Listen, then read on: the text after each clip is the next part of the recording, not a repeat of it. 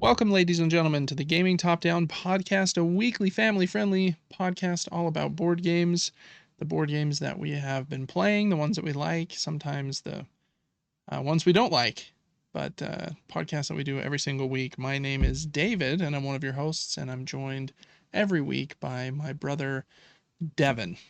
Devin, how are you on this, I don't know, kind of run-of-the-mill Thursday? I don't know what that means, but I'm doing not unique. So yes, been here before. Here we are again.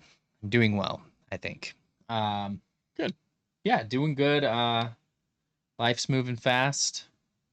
We're just back to back here week after week doing this. It does seem like these weeks are just, it's Wednesday again, time to record. It does. It is crazy. Yeah. I gotta make some big moves in life before I'm 50. I keep saying that to myself as well. When am I going to be a billionaire? That seems like the logical next step. Pretty easy to achieve. Yeah. I don't know. Just watch like movie The Social Network or something, and I'm like, why am I not Mark Zuckerberg? But maybe I don't want to be that guy. I don't think I want to be that guy either, but maybe you're someone, maybe a little less well known. Yeah, a lesser known, less strange billionaire.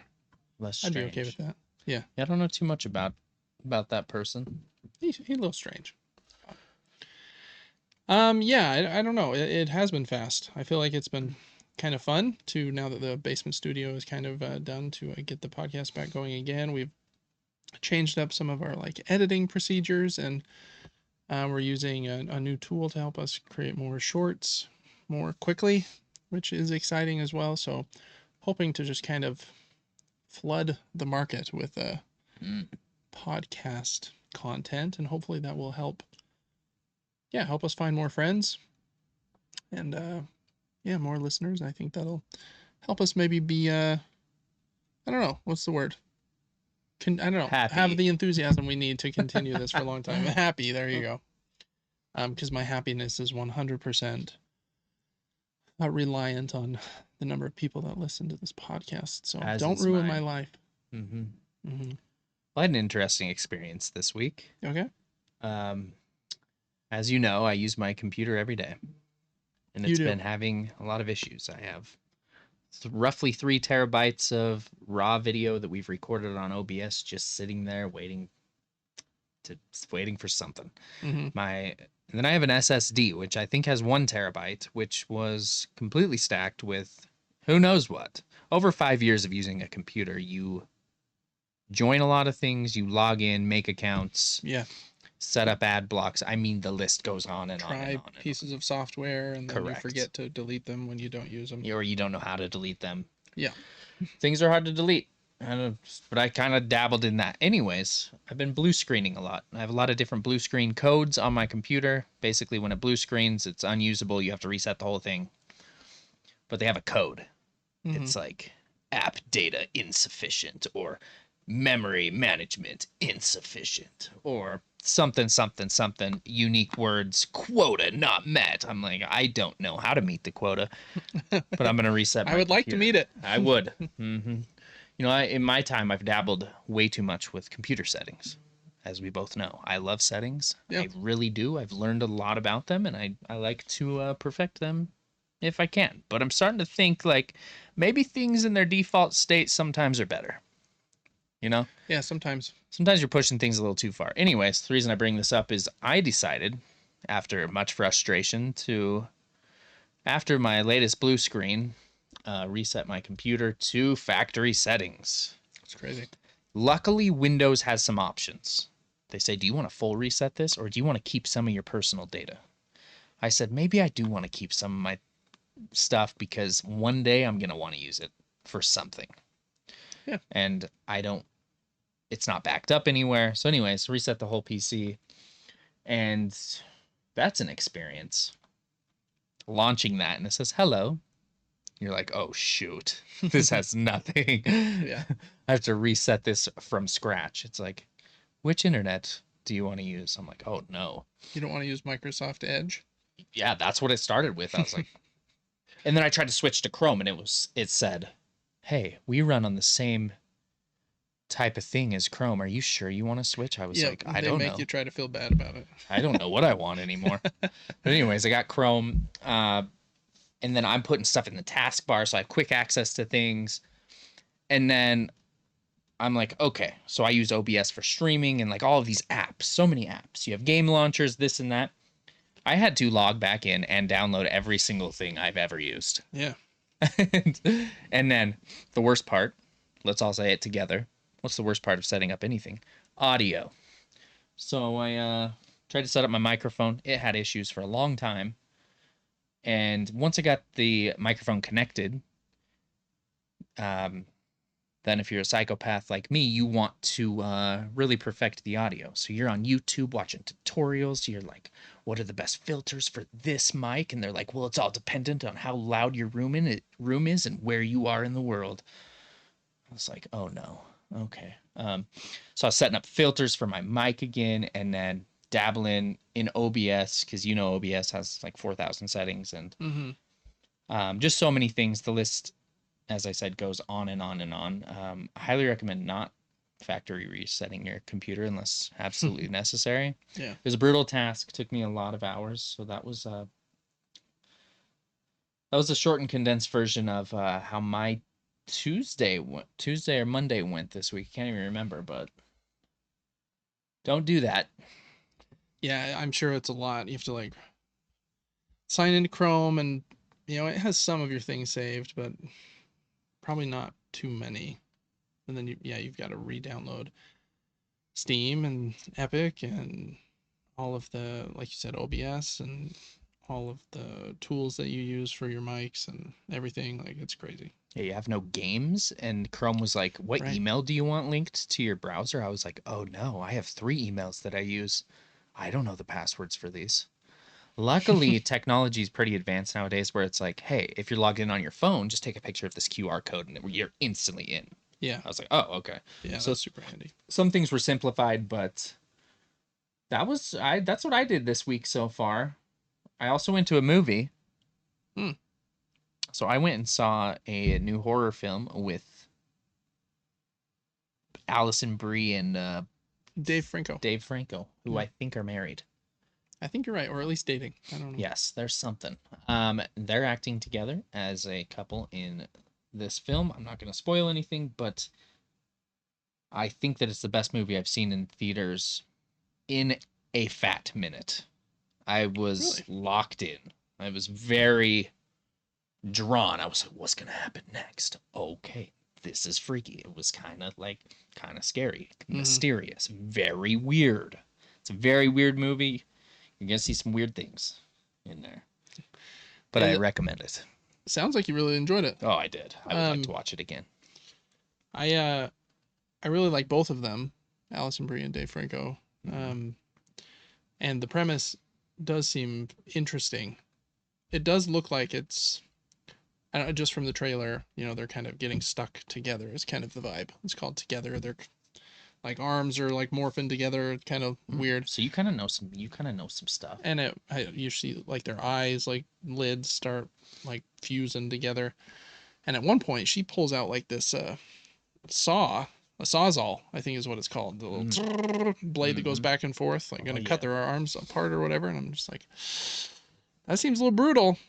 Oh yeah. And I usually screen movies I go to before I just like want to know like what content is in the movie. I decide like if I'm gonna watch or not. We're Christian and kind of worry about that a little bit. And so you screened it, didn't you? I definitely screened it and saw the scene that I know that that you're thinking of right now. That oh boy.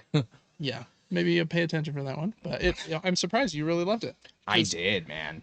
I have this weird place in my mind that's deep somewhere in there, where I've talked to you about liminal spaces and strange things and the unknown, and it's very intriguing to me. And this was very much that. This is one of those movies that you're like, that was odd, and if you can appreciate it, it's a beautiful thing, and I really do. I think It's so interesting as a director to go in such strange directions. If Yeah, you've ever seen Suspiria with Dakota Johnson, I haven't seen that one. or like that pretty famous movie Tusk, Mm, I mean, you're going down these weird rabbit holes that make no sense. yeah. And it's like, that is so odd. Mm-hmm. But I like it. I really, really do. Was it like? Would you call it horror? Like, was it? Were you scared at any point, or is it mostly just like, what's going on? This is weird, and they're trying to figure it out. For a time in the movie, and we've talked about this before, Yeah, um, until you know the thing. until you know the thing, it's they kind of killed it with some scenes. I was like, that was freaky, Hmm. which I typically don't say. Yeah. I typically say that was dumb or that was predictable or Yeah. I've seen this before. But this was like unnerving. I don't know if that's the correct word. Yeah, that's Just great. makes you feel out of sorts a little bit, a little disturbing. Um, Putting yourself in the scenarios that happen in the film kind of can freak you out. I would highly recommend watching this with surround sound or in the theater. It's just very impactful as Hmm. a viewer. But if you're not wanting to see really weird stuff, maybe you don't need to watch it. You know what I mean? Yeah. I'm trying to get into the horror vibe a little bit as well because I'm going to see Weapons on Tuesday. Um, and so Lacey and I we were looking for a movie to watch, and we watched Woman of the Hour just a couple nights ago. Has Anna Kendrick in it, the main girl from Pitch Perfect. She actually directed the movie. It's the first movie she's ever directed, and we really liked it. It's this true story, which is kind of bonkers, about this actress that's trying to make it big in LA, and she gets like a break to be on a game show called The Dating Game, I think is what it's called. And they have like a wall between her and three male contestants, and she gets to ask them questions like, I don't know, it's kind of a silly game. And then at the end of the show, she has to choose one of the three to go on like a date with. And the date is like a pretty fancy date. I think they were gonna send them to Cancun or some like exotic place for their date. Mm-hmm. And there's quite a bit that happens before she goes to that show and then after as well. And one of the contestants ended up being a serial killer.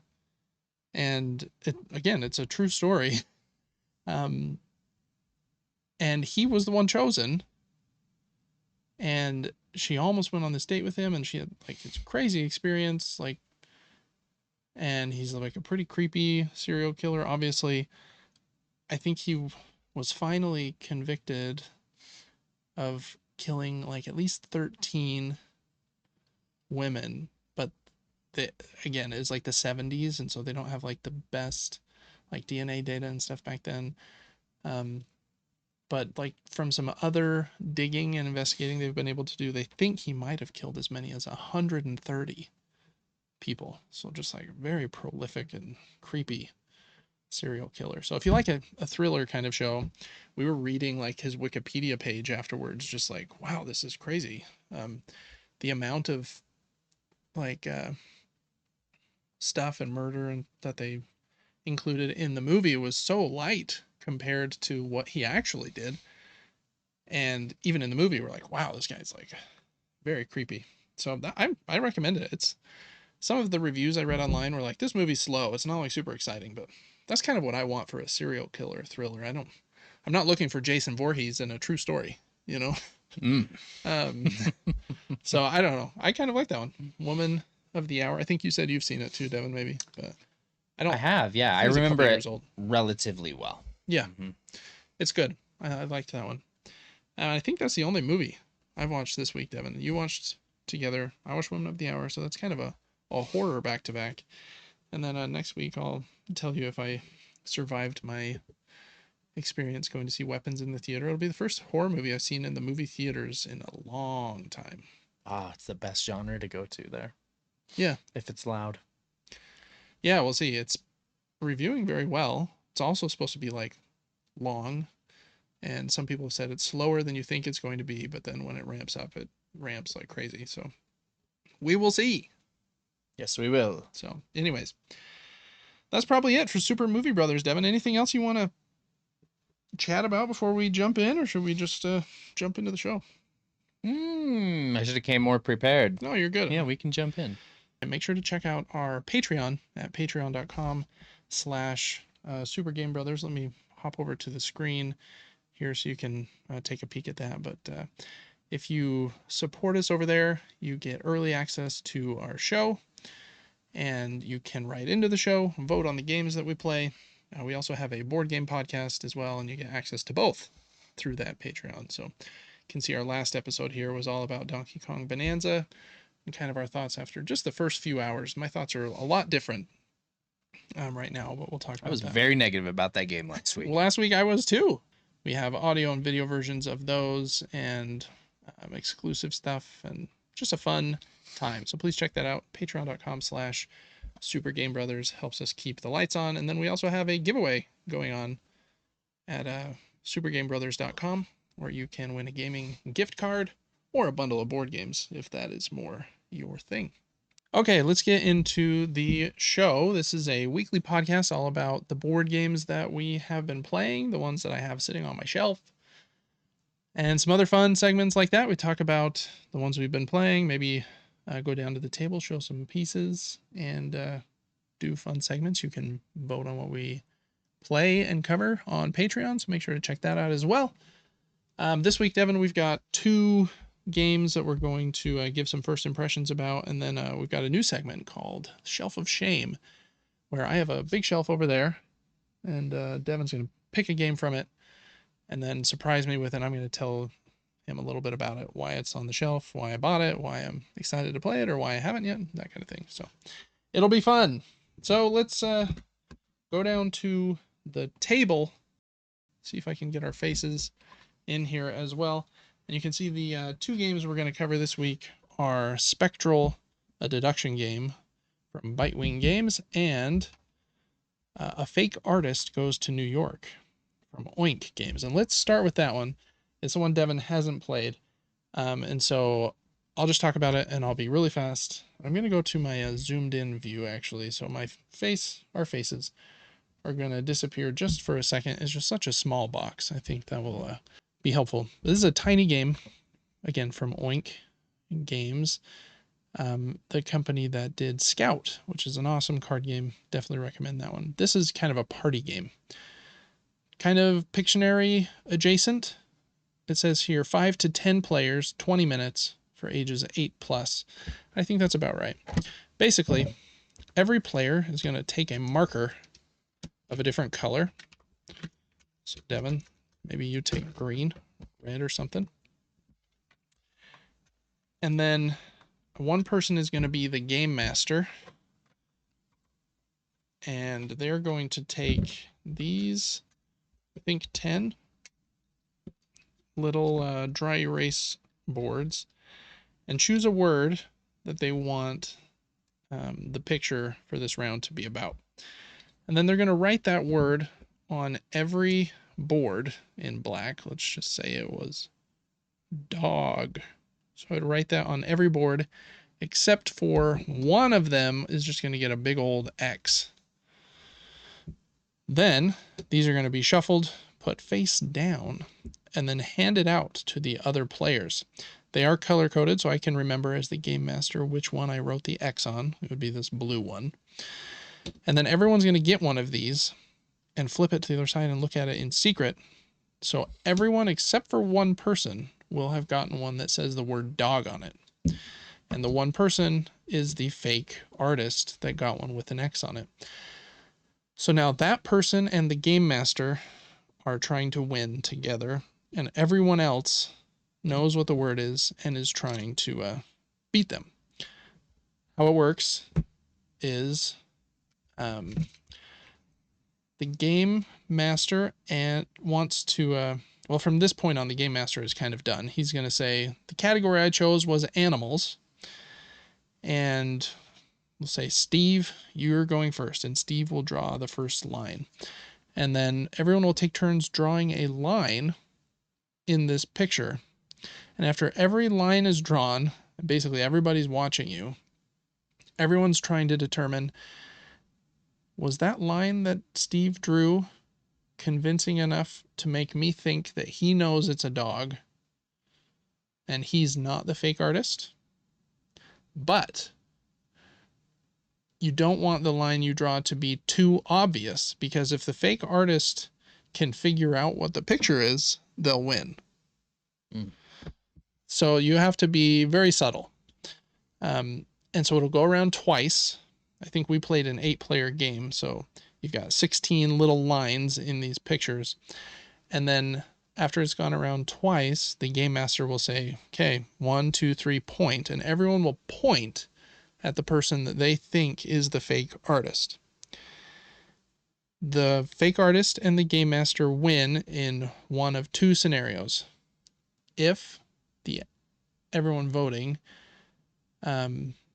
does not have more votes for the fake artist, so they were able to hide basically pretty well, then they win.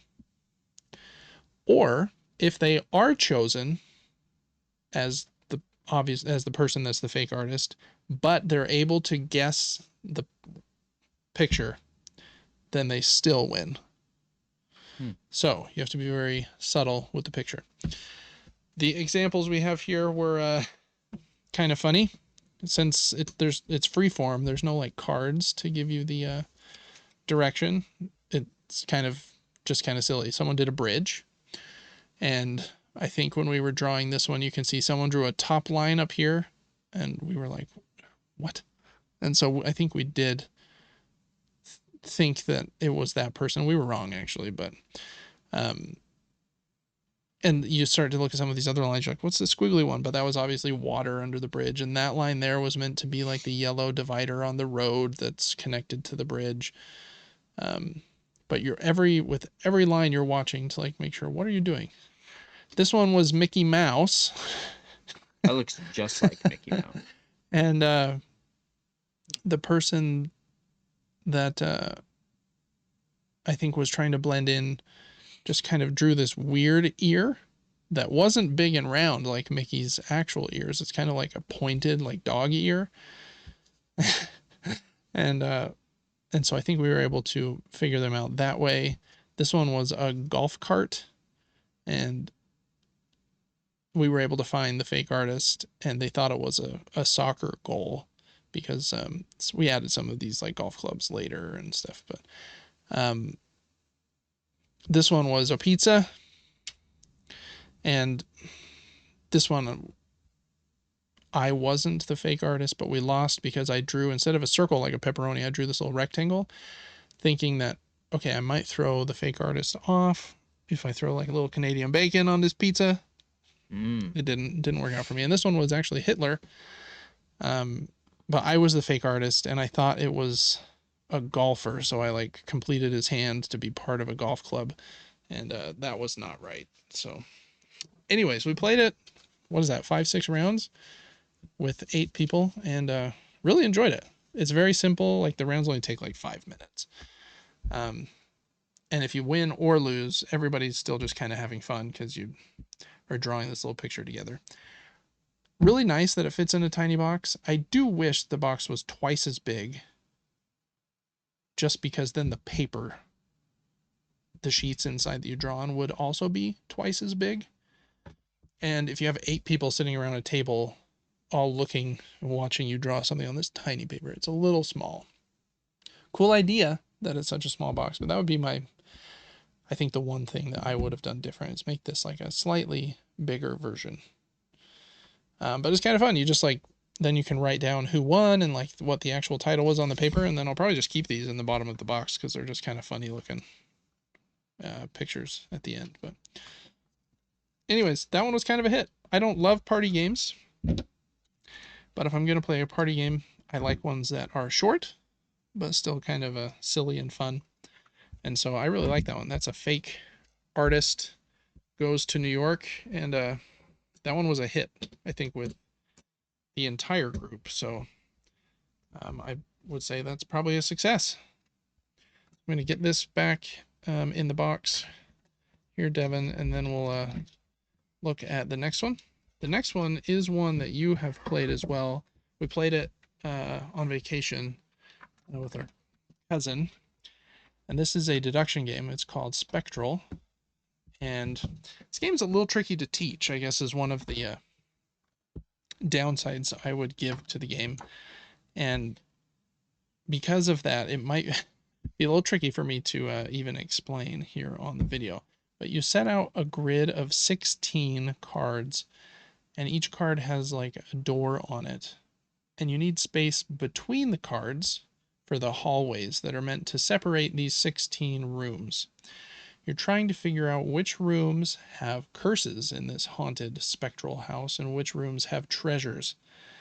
And then you are placing your little investigator workers in the spaces between those rooms.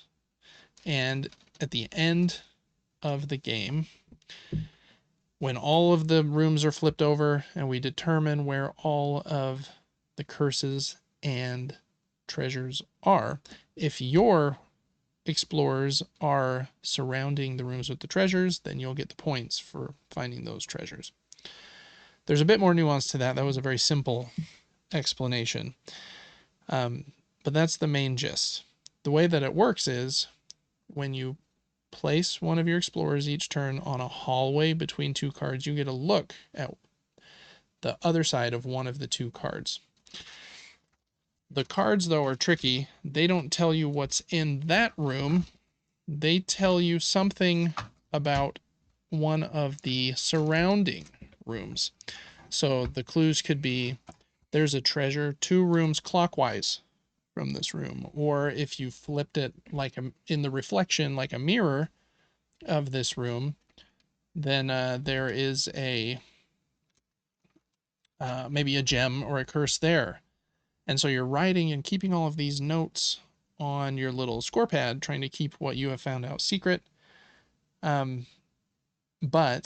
you can't keep it perfectly secret because you're placing your workers on the hallways. And if you're placing your sets of like 2 or 4 workers next to a hallway, people are starting to wonder, oh, why does he think there's something valuable there? So you start to kind of see what other people have deduced as well based on where they're placing stuff. It's really fun deduction because like you can start, like if you get 3 rooms in a row, you know what the 4th one is, and you can really start to piece together where everything is.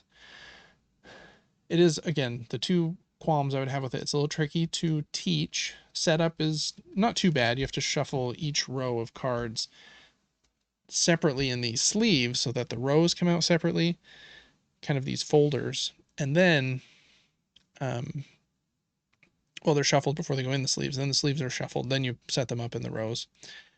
And then you're going to like have a lot of questions about the rooms. What does the reflection one mean? What does the clockwise one mean? Or the one in the same quadrant? There's a couple other things about the game that I think are cool, but I've at least to this point struggled to find like the best strategy with them. You can bump one of the other players out of the hallway you want to be in if you put at least double the amount of explorers they've put there. So if they have 4 there, you'd have to put 8 to boot them out. But then you've basically locked that spot down. But then that person gets their explorers back and they can put them somewhere else. Which is kind of cool, but you have to be like a smidge mean in order to do that. But it's not a very mean game, just a tiny smidge. The other thing, there's 2 ways the game can end. When someone places their last explorer down, then that round will be the last round. Or on your turn, you can also pass if you're like pretty content with where everything is sitting on the board at the moment. If all players pass in a row, then the game also ends. I have not seen it end that way yet. And I think that might be more interesting if it did, because I think the game went on a couple turns too long to the point where almost everybody knew too much. Like we almost knew the whole board. Not quite, but close enough where like we're just kind of all fighting over the same hallways towards the end. where it would be a little more elegant, I think, if that passing thing did happen more often. Maybe that was my fault in how I taught it, and maybe passing should have been like more of an emphasis in the way that I taught the game.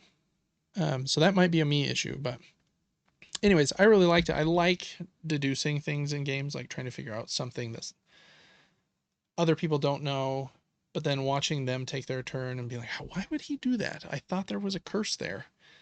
And maybe there is, and they don't know that yet. Or maybe there's not, and there's a treasure somewhere that they don't know. So, anyways, I like Spectral quite a bit. It's Bitewing Games is a Utah company, and I really like the games that they publish. I still think that Trailblazers is probably my favorite of theirs, but I do think this is a pretty solid one. You just have to. This is not one that you could probably teach grandma. It's a little bit tricky in the way you almost don't even fully grasp it until you've done a few turns and start like writing and crossing things off in your booklet. So I like it. I don't love it at this point. I do have the expansion as well that has like very valuable treasures. The tricky part about those is you don't just figure out where they are. You have to cross-reference where they are, because I think the cards in this mini expansion, which I have not played with because I do not feel like we're ready for it yet, they have like a grid, like an X and Y axis, as I spit on one of them, and you like have to pinpoint them together. Like, oh, okay, this one's on this column, and then I need to find where it is on the row, and yeah, I don't know, kind of bonkers. So it can get even more intense if you want it to. But Devin, you've played this one with me once a couple of months ago. Did you have a positive opinion of it after we were done, or was it again too much kind of to wrap your head around in the first play? What did you think? After a few turns, I feel like I really enjoyed it. I also like the deduction mixed with your own personal touch on note taking. Yeah, In these books, each person's notes looked vastly different. And if you have a good system, you can be pretty certain about where things are. I think I ended up clobbering all of you in this game. I think you did really well. Yeah. I and I'm not saying I'm so goated at the game, but I was really focusing on deduction and not making mistakes with my note taking, like based on the 4x4 grid, making sure I didn't turn my book, and I remembered how everything was set up. Yeah, I Um, agree. This was my booklet in the first game. Um, and I got clobbered the first game. I think I did win the second one. I've played it one more time since. hmm, And I actually started writing, like you said, I adjusted my notes a bit and I started crossing off hallways that I knew I did not want to be in because they were surrounding a curse. Was just like visually made it clearer for me to know, like, okay, I don't want to be anywhere near those. So don't go in those hallways. So I do think you're right. You get better at just the taking of the notes. They give you yes, examples. Again, this is a hard part to teach about the game too, is like how agreed. you write down the stuff. Yeah, I started actually writing stars in the hallways I really wanted to be in, because there was like curses on both sides, or sorry, not curses, treasures on both sides. So yeah, you do get like a better shorthand with it the more you play it. But so I think that's a great call out. The note taking is a very important and might take you a game or two to get really good at how you're going to write your notes. But any other thoughts, Devin? I thought that was a great one. yeah. I think it's a good game, but once again, a little bit. It didn't seem like we were all on the same page Yeah. off the rip. It took a minute, and then people are like, "Okay, I think I get it now." Let's hope my notes from the turns I didn't understand the game are still valid Yeah. toward Yeah, endgame. I've the two times I've taught this, I've taught it by laying out the grid of cards face up. Um, and I thought that was a great way to do it, but I don't know, that once you flip them all face down, then I think everyone panics and is like, "Oh, I'm not going to know anything at the beginning." Mhm. And I think that's a bit overwhelming. So I still need to figure out the best way to teach the game, I think, because I agree. Um, I don't feel like everyone felt like perfectly on even ground when we were playing. It's hard, like how long do I spend on the teach to where everyone feels like perfectly good, or do we just jump in and fumble through the first? I don't know. It's a tricky decision, but anyways, that's Spectral. It's fun. I liked it. We'll see how many more plays worth it's got in there. I do like the notepad booklets as well, and they have quite a few pages. So I mean, you could probably play that. I don't know, but 40, 50 times with the double-sided pages in there. So, anyways, that's my and Devin's first impressions on Spectral. So let's go back to our faces for a second, Devin, and I'm gonna put this game away, and I know you're gonna go pick a game off my shelf of shame, and then we're just gonna talk about it, and I'll come back and go over that detail in a second. So we're gonna cut right here, and then we'll be right back. Okay, Devin, this is a new segment that we're gonna be doing. It's called David's Shelf of Shame. I have too many games on my shelf of shame, and I would like to play through them. We're not going to play the game today, but I had Devin choose one that he thought looked interesting. Maybe it just caught his eye because it had a funny picture on the front or the name or something. Mhm. And I'm going to tell him a little bit about why I got the game and why I haven't played it yet. Usually that'll just be because I haven't had enough time, but maybe we'll take a quick peek at the pieces and components and just have a general chat about it. So first up here on our Shelf of Shame segment, which game did you pick for me, Devin? I chose this one. You chose Perch. Chose Okay. Perch. This I got this game from Kickstarter probably 4 months ago would be my guess. And I think I took a chance on this one because this game's from Inside Up Games, and they're the company that did Earth, which has been a huge hit for them, but most of the other games they do are pretty light. Earth is a fairly medium weight, slightly complex game. So, yeah, I didn't know. I thought the artwork looked cool. It has some cool acrylic pieces, and I was like, let's take a chance on it. So that's kind of what I did. Let's open it up because I want to show you those acrylic pieces. So let's go down to the table here, and then we can chat a little bit more about it. The reason I haven't played this one yet, I have had a couple chances to, but the friends I had over, I didn't think were a match for the game because the game is fairly mean. And I think that is the reason I haven't played it yet. The reason is every player has their own like color of birds, and the birds actually stack, which is kind of cool. You're making like little stacks of birds. I said they stack, and then I'm struggling. There we go.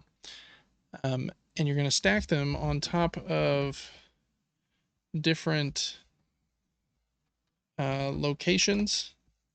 Let's see if, I think I've got them over here. And the different locations, if you win them, you'll get a number of points equal to the number up here. So it's like 0 for first place, 1 for second place, 2 for third place, or sometimes you want to have second or third most birds on a location. Sometimes you want to have the most. And so you're putting birds there. You can also put birds on the fountain. But the mean part about this game is the birds will go in a bag. And, well, some of the birds will go on a bag. And some won't. You'll have some in front of you. I think on every turn, you have 2 birds of your own color. And then you're going to pull birds out of the bag. And I might draw a blue and a yellow. So then I'm placing 2 of my own birds, and then 1 of Devin's birds and 1 of Steve's birds. And so you're basically placing them in a very mean way in order to make sure they don't earn points. And I'm going to place my own in a good way. It's kind of the main crux of the game. So that's why I haven't played it yet. I think I do want to try it. I'm not opposed to like a game that's like a little in your face, as long as it doesn't make anybody too mad. Has some fun like animal, what would you call them? Like little companions that you can play with that give you like special abilities. Is that a worm? And this one's like a sandworm, like Dune. I don't know why he's like that. There's like a fun cat. Let me zoom in one more time here, and that will help us see these cool pieces. I do love a good acrylic piece. And those are very cool. There's a squirrel. And who are you? Whoa, you're a Yeti? Yeah. Some kind of bird. Some kind of other bird. Looks like an owl, maybe? That's not an owl, but some kind of bird. Anyways, there's a bunch of those. There's other cool acrylic pieces. The acrylic pieces might have also got me on the Kickstarter. This is the tail of the sandworm. And the creatures, just basic fox, give you a special ability, I think. I don't remember if it's on these, but I think it is, yeah. Like a robot creature. The controlling player becomes the Yeti controller. And so if you control like the location of that creature, you get to control them. And they have a special ability listed on a card that's back here in the box as well. So anyways, that's basically the whole game. It's not a very complex game, but I think it's because of the meanness. I haven't played that yet. Which of those animals, Devin, do you think is the your favorite? There's also a bee. Ooh, it's also a dog. And also a bee. There's a robot bird. Here's the bird looks like a Pokemon. He does. Scarecrow. The scarecrow's cool because it's Halloween and I love Halloween. And owl. I think that's finally all of them. I mean, it's really hard not to pick the cool sandworm. Like, look at this thing. Yeah, he is pretty cool. I think I kind of like this grumpy Yeti though. Yeah, he's nice. Yeah. I don't think he's mean probably, but he's nice looking. Yeah. I agree.